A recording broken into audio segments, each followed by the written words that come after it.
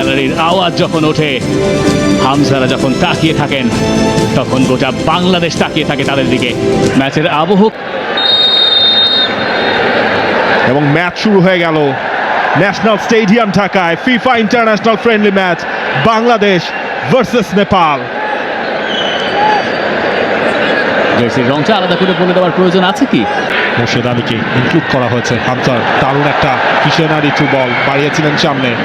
জামাল ভুইয়া, তার কাছ থেকে বেশ ভালো একটা টাচ। ফয়সাল আহমেদ ফাহিম, তার সাপ্লাই হেডারটা হবে কিনা।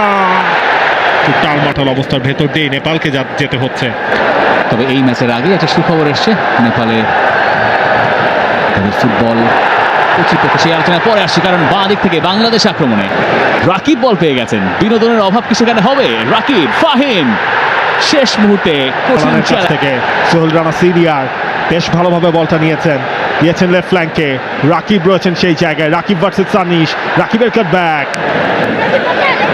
এবং সেখান থেকে একটা ভালো কাট ব্যাক, শুটিং স্পেস, এবং সেখান থেকে নেপালের গোল। রোহিত চাঁদ।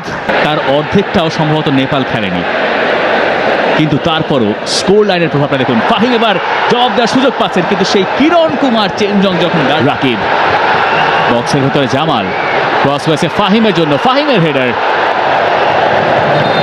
জামাল ও পাশে ফার পোস্টে চাই, সমিতের ফার্স্ট টাচ সেটাই পারফেক্ট। লেফট ফ্ল্যাঙ্কে ফয়সাল আহমেদ ফাহিম। ফয়সাল আহমেদ ফাহিমের সাপ্লাই রাকিব হেডারের জন্য জাম্প করেছিলেন, হয়নি। জামাল ভুইয়া, সেখান থেকে হামজার অ্যাক্রোব্যাটিক অ্যাটেম্প, এবং সেখান থেকেই গোল।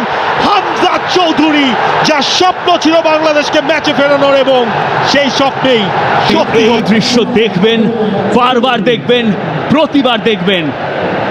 এটা তপু, ফয়সাল আহমেদ ফাহিমের একটা কাট ব্যাক, কিন্তু এটা ব্লক হলো। এবার পেছন থেকে সে রাকিব চেজ করতে চেয়েছিলেন, এবং একটা পেনাল্টি ফাউল কল করা হয়েছে।